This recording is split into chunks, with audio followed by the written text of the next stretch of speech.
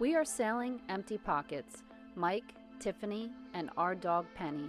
We have a 2006 Hunter 38 sailboat, and we have decided that it's finally our turn to untie the lines and go live this dream that everybody else has been talking about.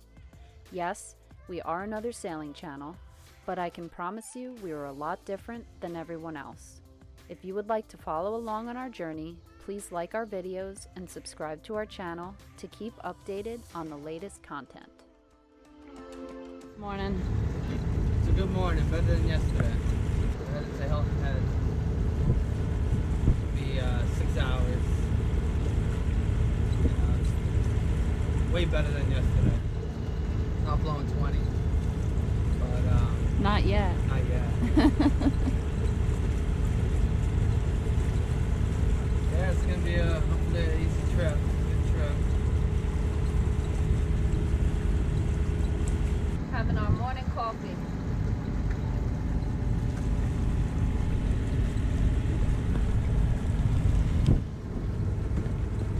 To put it in perspective here, this is why it's so important that you run through these areas at high tide. Look at where the water line is on that marker. That's insane.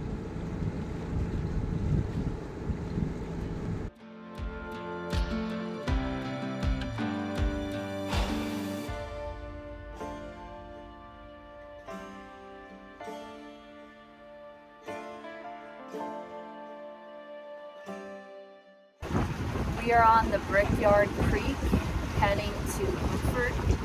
Actually, no, we're going to Hilton Head, but we have to pass through Beaufort to get there. And there are a lot of crab traps, a lot. It's like landmines everywhere. So Mike's over here swerving, trying to avoid them.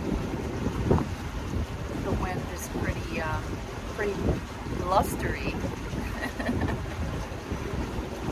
It was only supposed to be 5 to 10, and that's wrong. So I don't know. Whoever does the weather down here should be fired, as they are not accurate. Well, are any weathermen right ever? I don't know. The only job that you can always be wrong and still get paid, right?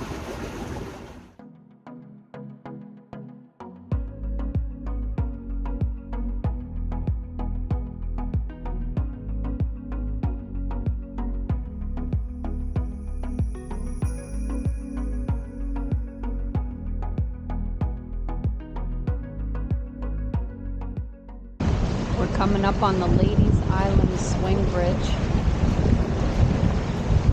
Today is Saturday, so they do open on demand. We lucked out on that one. They're opening the bridge now. By the time it opens, we should be there. And we can just sneak right through. Today, this is the only bridge that we need to worry about opening. The rest are fixed.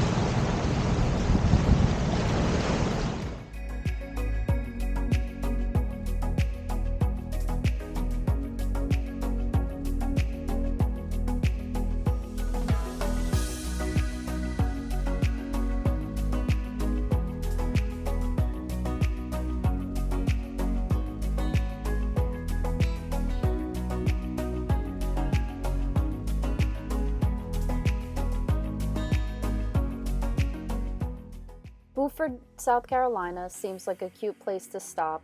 We didn't have a chance to stay because we wanted to take advantage of a great weather window over the next 4 days, so we continued to keep going towards Hilton Head.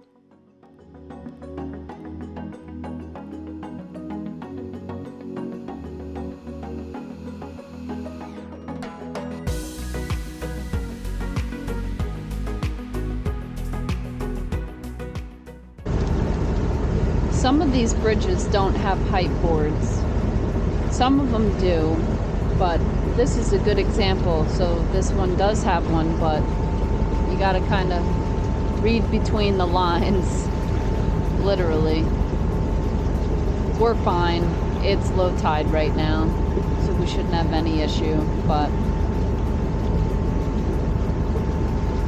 you can see there, it looks like the sign broke.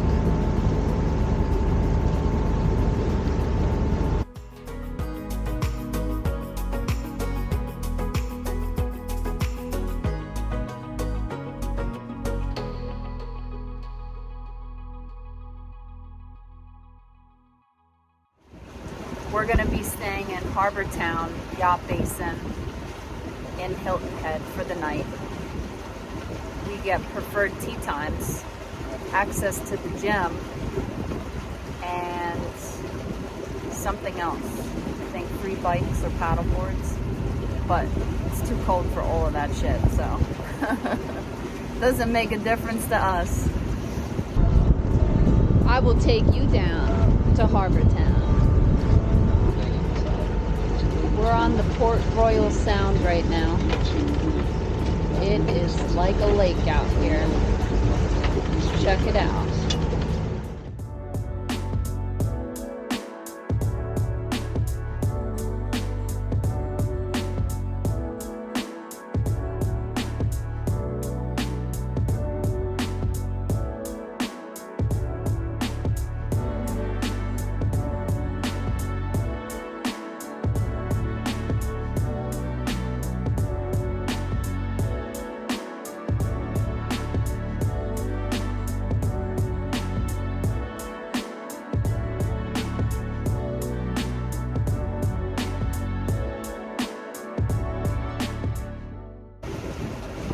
One of the most important things for this trip, pack layers. Long johns, leggings, whatever. You will need them, and you can always take them off. That's what we usually do. We layer up, and then by like 11, 12 o'clock, we're peeling layers back. It's better to be warm than cold. It's brutal. Some of these areas, there's just nowhere to hide, and the wind just goes right through you. We are entering Skull Creek, and there are a lot of homes over here. Everybody has a really long dock, and I think that the reason for that is because the tides are so crazy here, like 7 feet, that if the dock wasn't long enough, you wouldn't be able to get on or off your boat. You'd be stuck in the mud.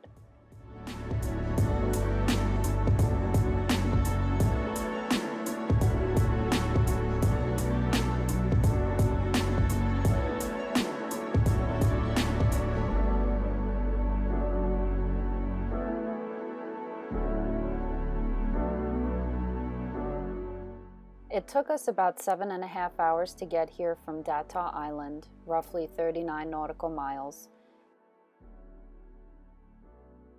It was the weekend after Thanksgiving, and they had just done the tree lighting, so that was really nice to see. We'll be on our way to Georgia in the morning. Good night, Hilton Head.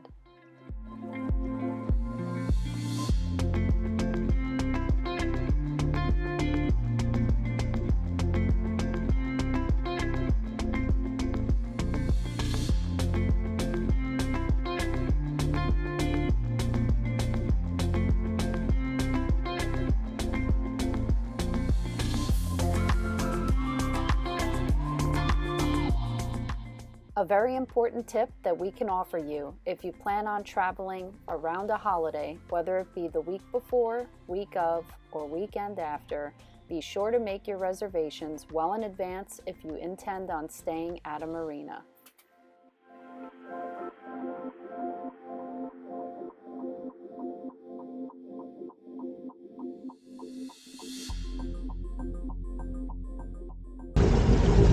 Heading to Georgia.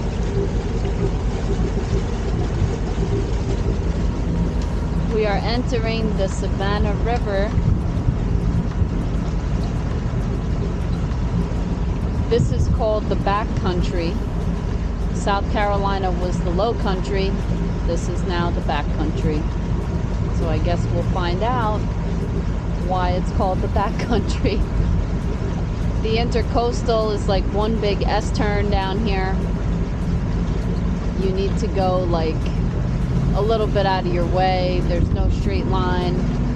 So a lot of people choose to take the ocean, but the problem is there's a lot of sketchy inlets down here, and you can get out, but you might not be able to get back in. There's 7-foot tides, and the currents are so strong. So also the weather has a lot to do with it too.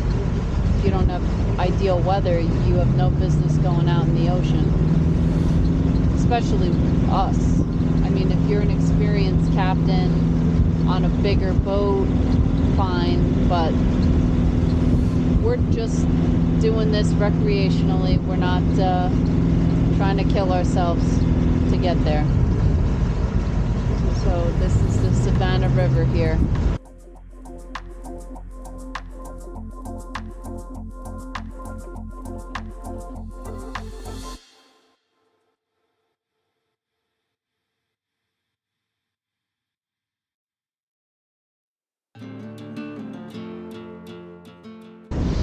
This river is a very busy river.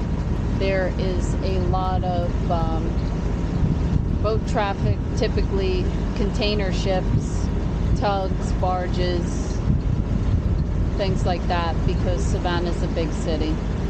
And we've heard that certain marinas aren't really great on this river because of the current.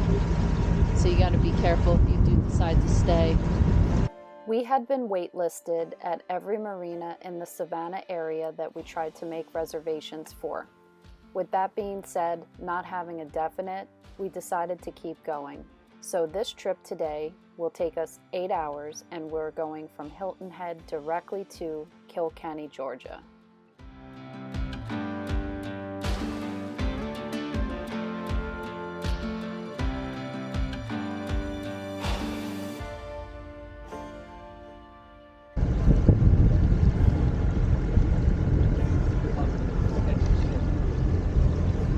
Yeah, you're good. You seem to be straight on.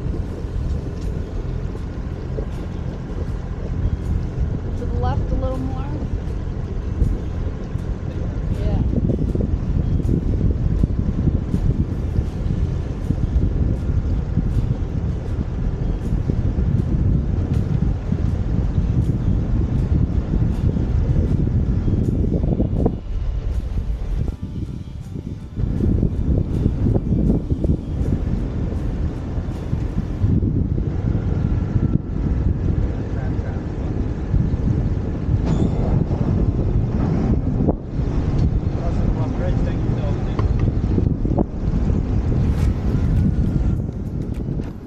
We get to advance to the next level. What's next?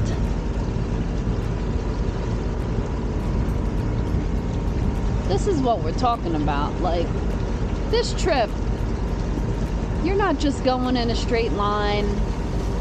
You have things like that that just come around the corner. So a lot of the bridges, like in North Carolina, South Carolina, they've already built these fixed 65s. And I guess they knocked down the old bridge. But some of them, there's still construction going on. And some of them you just have to wait. And there's really nothing you can do.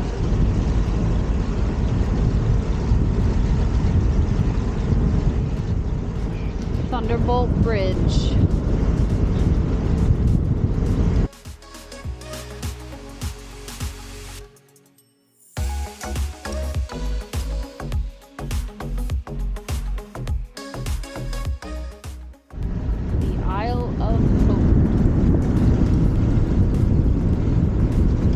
Churches. There's like 7 churches in a 2-block radius. It's a very holy place. This is kind of like the back door to Savannah here. The last place where you can kind of get to on the outskirts. And from here we're going through the swamps. We're going to Kilkenny. Who killed Kenny? I don't know. It's pretty tricky anchoring with a dog, because some of these, I mean, you can see, look at the shoreline here.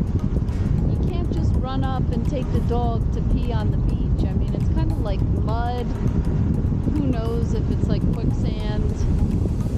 A lot of these docks here, these are all private, and you can't really just like walk up onto somebody's property around here. You'll probably get in trouble. So anchoring's a little challenging with a dog that does not pee on pee-pee pads. If we can train her to do that, then maybe we could start anchoring, but other than that, it's just too much of a racket. Deploying the dinghy and then worrying about where we're gonna go.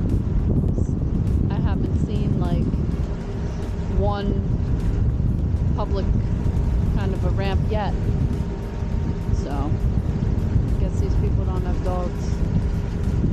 Or small ones. In our next episode, we continue to make our way through Georgia. If you would like to follow along on our journey, please like this video and subscribe to our channel to stay up to date with the latest content.